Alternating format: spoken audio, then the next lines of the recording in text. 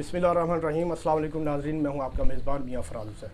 नाज़रीन, आज हमारे साथ मौजूद हैं पाकिस्तान तहरीक लब्बैक के अमीर हाफ़िज़ साद हुसैन रिज़वी साहब। नाज़रीन, इलेक्शन का दंगल बच चुका है, तमाम सियासी जो जमातें हैं वो अपना अपना ज़ोर लगा रही हैं। तो इस मुतल्लिक़ हम जो सियासी सूरत हाल है, इस वक्त जो करंट सिचुएशन चल रही है, उस हवाले से हम बात करेंगे हाफ़िज़ साहब से। अस्सलाम वालेकुम जी। वालेकुम सलाम। बहुत शुक्रिया, आपने अपना कीमती वक्त हमें दिया। बहुत खुशी है आप तशरीफ़ लाए। Thank you sir. आपकी तहरीक का जो मिशन है, आपकी तहरीक का जो मंशूर है, वो तो सब जानते हैं, आप जानते हैं, मैं भी जानता हूँ, आवाम भी जानती है। लेकिन मैं आज बात करना चाहूँगा जो हमारी मौजूदा सियासी सूरत हाल में जो कशीदगियाँ चल रही हैं, जो मामला चल रहे हैं।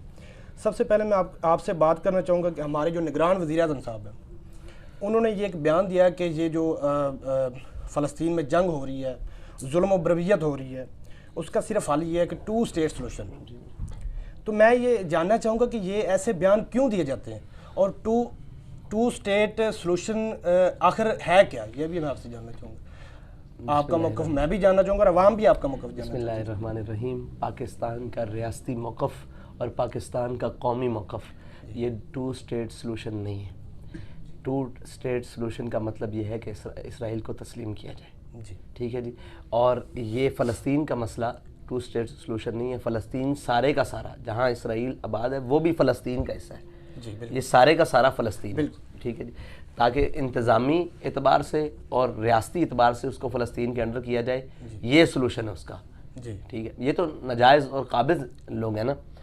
दूसरी बात यह है कि हमारे यहाँ क्यों बोला जाता है, तो हमारे यहाँ कोई भी लफ्ज़ बोला जाए, ये आप सारी ज़िंदगी में याद रखिएगा, उनके पीछे या तो डॉलर्स, या तो किसी की ज़ाती वहाँ पर नेशनलिटीज़, या ज़ाती अपार्टमेंट्स, या ज़ाती जनाब इन्वेस्टमेंट्स वो बोल रही होंगी। बाकी उसमें और कोई पाकिस्तानी और दूसरा मौक़िफ़ नहीं होगा।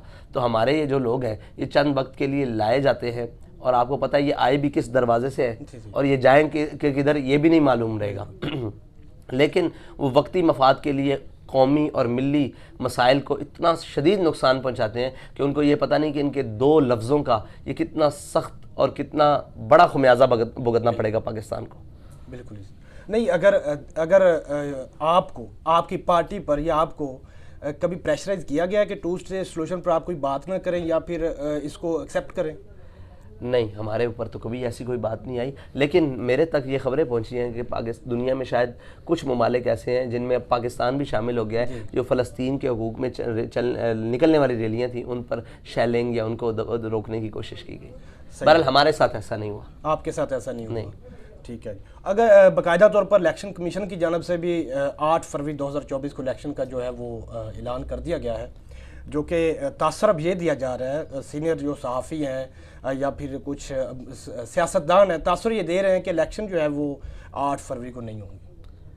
8 फरवरी को अगर तो इलेक्शन नहीं होते तो आपका क्या रद्द-ए-अमल, क्या होना चाहिए इलेक्शन? या बिल्कुल होने चाहिए। क्यों नहीं होने चाहिए? इलेक्शन बिल्कुल होने चाहिए और इलेक्शन पाकिस्तान के आइन का वो जो है उसका जितनी भी इलेक्शन 90 रोज़ के अंदर हमारी ये मुतालबा भी है और इंशाल्लाह इसके ऊपर हमारी बातचीत भी चल रही है कि अगर ये इलेक्शन डिले करते हैं तो फिर हमारा रद्द-ए-अमल क्या आना चाहिए। क्या रद्द-ए-अमल होगा आपका? वो इंशाल्लाह मुशावरत के बाद आपके पास, अगर डिले होंगे तो फिर रद्द-ए-अमल का। आप समझते हैं कि ये जो इलेक्शन अगर मुलतवी करेंगे तो ये पाकिस्तान के जो अवाम है उसके हकूक़ पर डाका होगा? जी, जो अभी तक मुलतवी किए हैं वो भी डाका ही डल रहा है। हाफ़िज़ साहब, मैं एक बहुत अहम सवाल करना चाहता हूँ। इमरान खान साहब की हुकूमत पर आप पर बहुत क्रैकडाउन किया गया, तहरीक पर बहुत क्रैकडाउन किया गया, लाठियाँ बरसाई गई, शेलिंग की गई और आपको भी गिरफ्तार किया गया, गोलियाँ भी, आपको भी गिरफ्तार किया गया।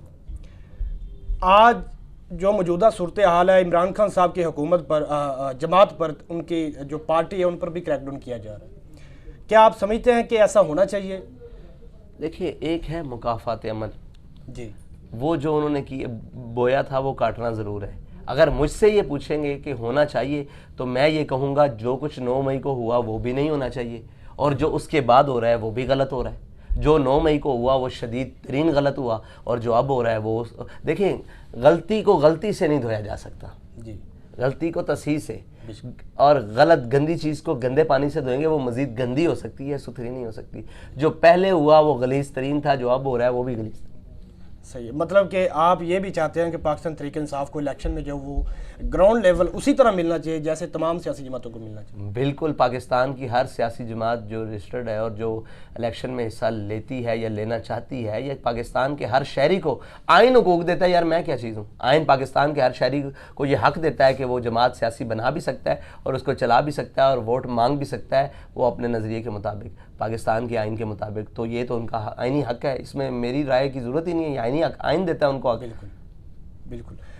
आखिरी सवाल है क्योंकि टाइम भी शॉर्ट है, नमाज का टाइम भी होने वाला है, तो मैं पूछना चाहूँगा कि अगर आप इक़्तिदार में आते हैं, सबसे मसले तो पाकिस्तान में बहुत हैं, जो अदम सियासी सूरत हाल है, जो अदम माशी सूरत हाल है, लेकिन सबसे बड़ा मसला जो है वो इस वक्त पाकिस्तान में जो गरीब को 2 वक्त की रोटी से तंग है वो गरीब, आपके पास ऐसी क्या स्ट्रेटजी होगी, क्या ऐसी पॉलिसी होगी जिसके तहत आप ये जो अदम सूरत हाल पैदा हो चुकी इसको आप कैसे सॉल्व करेंगे? बड़ा कमाल सवाल है, इसका जवाब मैं सुबह भी सोच रहा था कि यार कितना मुश्किल काम है। देख लें फिर आज मैंने आपसे सवाल जी मैं मुझे जवाब का वक्त दे, कितना मुश्किल काम है बंदों को 2 वक्त रोटी देना।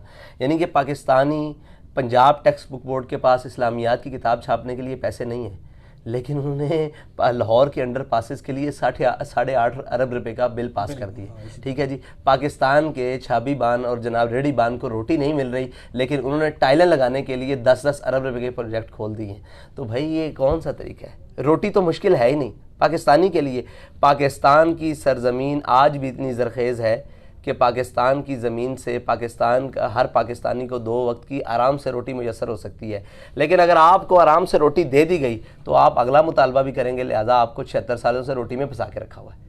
पाकिस्तान की रियासती वसाइल और पाकिस्तान के अपने ख़ुदकार वसाइल और जो कुछ इसके अंदर है वो पाकिस्तानी को हर एक को 2 वक्त की बाइज़्ज़त रोटी दे सकती है। लेकिन बैनुल अक़वामी मुदाखलत वो सिर्फ वो नहीं है जो कहते हैं साइफ़र खाली नहीं है। IMF भी तो बैरूनी मुदाखलत है, आलमी बैंक भी तो बैरूनी मुदाखलत है, FATF भी तो बैरूनी मुदाखलत है। ये सारी मुदाखलतें ख़त्म होंगी तो हमारा कुछ बनेगा। और जनाब जो स्मगलिंग है चीज़ों की, उनके ऊपर जो बड़े बड़े मगरमच्छ बैठे हुए हैं उनको रोकना। पाकिस्तान के अंदर रोटी मसला नहीं है, पाकिस्तान के अंदर निज़ाम मसला है। निज़ाम दुरुस्त रोटी दे सकता है। अगर आप कहें इस निज़ाम के साथ और इस जुल्म के साथ, तो ये जो बाकी है ये भी छिन जाए, 1 वक्त की भी छिन जाएगी। और अभी भी ज़िल्लत से रोटी मुयसर है, इज़्ज़त से तो मुयसर नहीं है। देखें, हर शहरी का हुकूक है, दुनिया की कोई भी रियासत है उसका हर शहरी का हुकूक है कि उसके लिए 2 वक्त का खाना और उसके सर के ऊपर कोई साइबान, ये हर शहरी का बुनियादी हक है। और ये निज़ाम हर शहरी का बुनियादी हक सलब करता है और ये उनसे सलब करके सिर्फ चंद मखसूस अफराद तक तकसीम करता है। ठीक है, ये निज़ाम।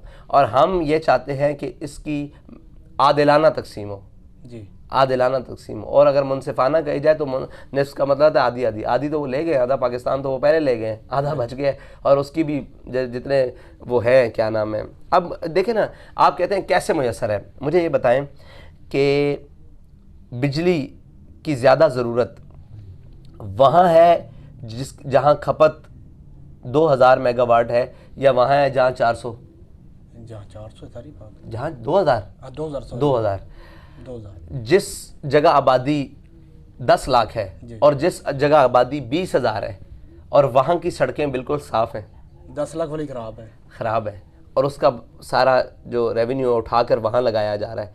और वहाँ कौन सा सोना आ रहा है? वो तो टैक्स चोर भी है, वो तो जनाब सारा कुछ। और गरीब क्या देता है भाई? गरीब आपके मुल्क की मैशत चलाता है, गरीब आप किसान है, हारी है, मजदूर है, सारा कुछ है।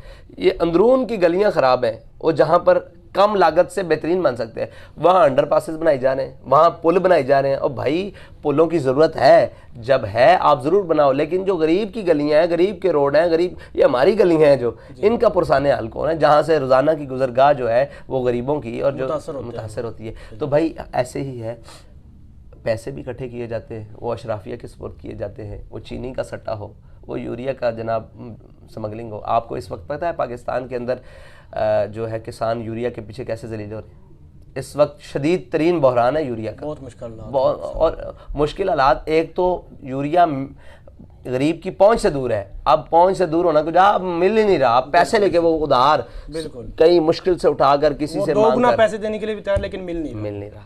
तो इसके जिम्मेदार कौन है? इसकी जिम्मेदार गरीब आवाम तो नहीं है, इसकी जिम्मेदार अशराफिया है और हुकूमत है, और हुकूमती जिम्मेदार है। बिल्कुल। और आखिर में जैसे बाबा खादिम हसन रिजवी साहब अल्लाह पाक उनके दर्जात बुलंद फरमाए, जैसे वो अपनी आवाम को एक शेर डेडिकेट करते थे, उसी तरह आप भी कोई इल्लामा इकबाल साहब का एक शेर जो अपनी आवाम के लिए आप डेडिकेट करना चाहें? वो अलामा का वही है, दयार इश्क में अपना मकाम पैदा कर, नया ज़माना नए सुबह शाम पैदा कर, उठाना शीशा गराने अफरंग की मोहताजी, सिफाल हिंद से मीना व जाम पैदा कर। बहुत शुक्रिया साहब साहब, आपने अपना कीमती वक्त हमें दिया। आपसे आपने तफसीलन गुफ्तगू सुनी। उनका यही कहना है कि जो इस वक्त सियासी कशीदगी है या फिर इलेक्शन की जो बात है, इलेक्शन भी होने चाहिए, और इमरान खान साहब या फिर कोई भी सियासी जमात है, ये उनका जमहूरी हक है कि उनको इलेक्शन में लेवल प्लेइंग फील्ड मिलनी चाहिए। इसी के साथ इजाज़त दीजिए अपनी मेज़बान को। अल्लाह हाफिज़।